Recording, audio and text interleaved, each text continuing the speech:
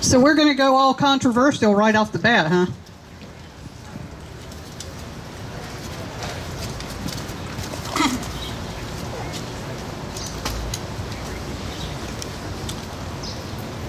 I am Lynn Shoemaker. I'm founding president of Women Organizing for Wilmington, or WOW, which is a 13-plus-year-old grassroots organization in Wilmington.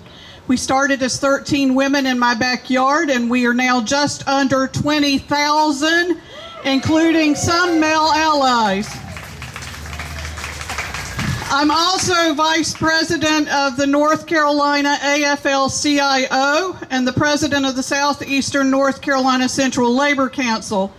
We help workers organize unions. We represent federal workers, bus drivers, Teamsters, teachers, healthcare workers, steel workers, postal workers, letter carriers, film and television technicians and artisans, stagehands for live performances, and office personnel, to name a few. Some of our allied partnerships are with longshoremen, SAG-AFTRA, actors and radio personality, and firefighters. The union is alive and thriving in the South. A lot is going on right now, and we are all inundated every day with actions by the people who are supposed to be leading us. Actions that are cruel, mean-spirited, and hateful. Actions like forcing a brain-dead mother to give birth in Texas. Actions that cause migrant or immigrant children not to want to go to school because they're afraid their parents will not be at home when they return. Actions that brag of a concentration camp in the Everglades. Actions that violate the constitutional fabric of these United States. I, like a lot of leaders of organizations in this community, have been preaching from the podium that we must do all things with love, and we must stand together as one. We don't have to like everything about each other, and we can continue to negotiate our relationships, but only after we have saved little d democracy. I am an American.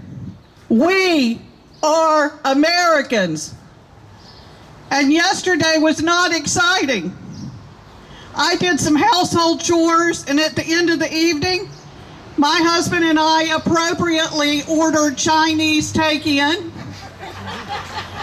which was delivered by a Latino driver. And then we went to bed early to the sound of very few fireworks, which is uncharacteristic of my neighborhood.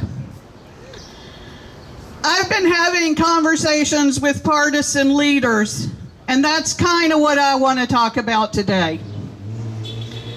I have lived in Wilmington my entire adult life, and my grandfather was here in World War II, and he owned a little shoe store in what was known as Little Brooklyn. A lot of you now know that as the North 4th District. He helped to build the railroad here, and he helped to build the shipyard here. He was a policeman and a volunteer fireman. My father attended school at New Hanover High School during that war, and he used to tell my sister and me stories about visiting an encampment for German soldiers that was at the corner of Shipyard Boulevard and Carolina Beach Road. The iron archway built at the entrance of what was to become a prestigious Sunset Park neighborhood, but quickly became housing for the shipyard workers, was donated to that war effort. I'm saying all that to say that this little coastal community came together to stop the atrocities of the Holocaust and to stop a megalomaniac, narcissistic Nazi dictator, and we can do it again.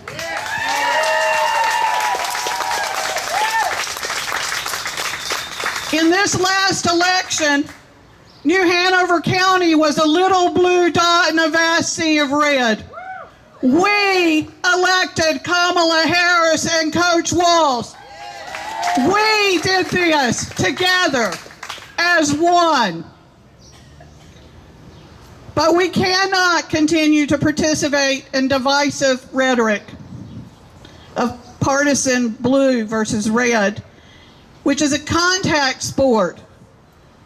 We need to work together in order to make progress.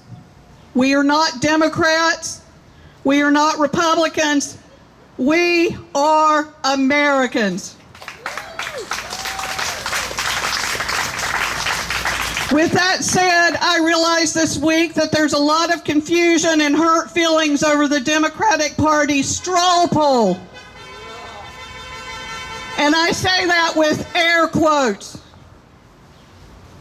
because it was more an elimination process than a straw poll, which by definition is used as a way to see which way the wind is blowing and to give candidates an opportunity to adjust their platforms accordingly.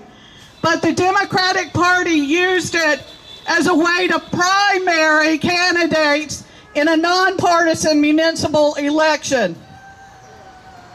I have always been very honest about the fact that I care more about little d democracy than I do about big D Democrats.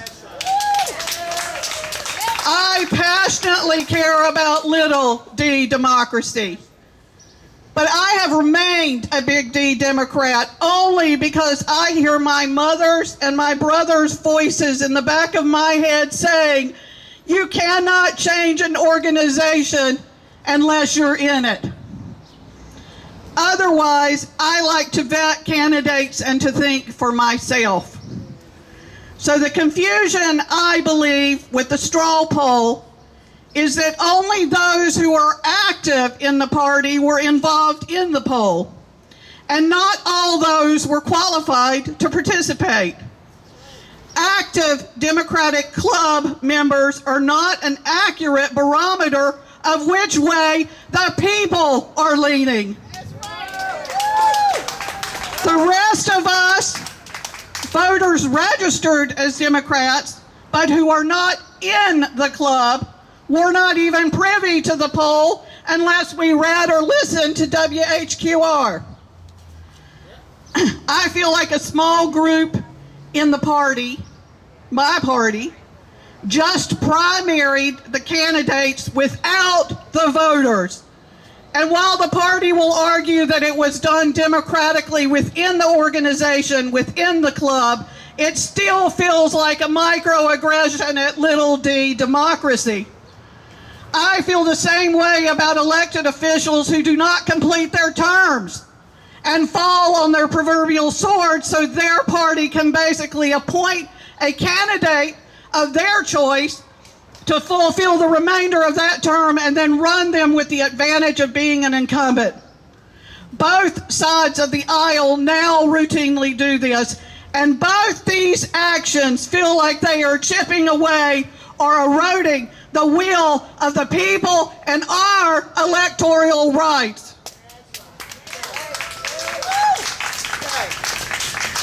When the party is confronted, there are typically two responses: love it or leave it, or it's your fault because you didn't get involved.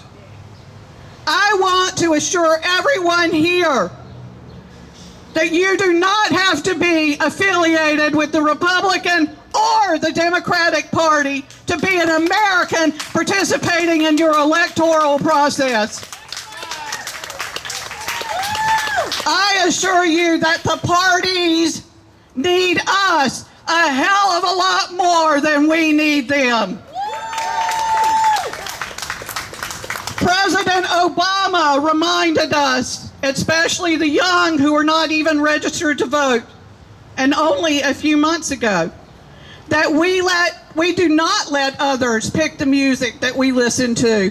We don't let others pick the clothes that we wear. So why are we going to let a few partisan voters decide who is going to represent us? That's right. That's right. Make both parties woo you in every election cycle. Make decisions for yourself. Think for yourself. Vote for the candidates you support. And if your candidate wins, hold him, her, or them accountable every single day. Look to the organizations to which you belong and whom you trust for vetted information on the candidates.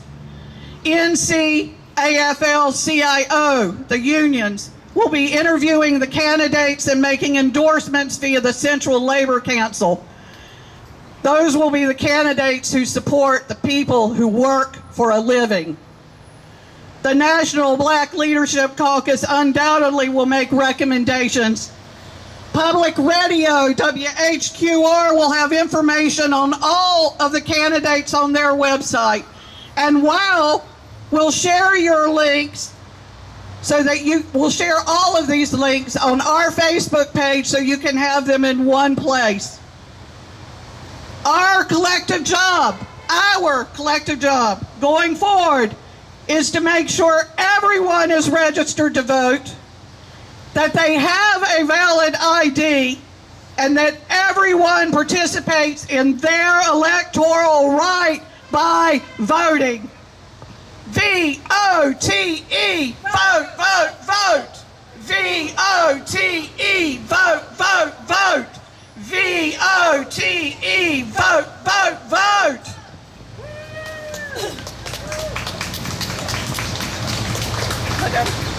Madam.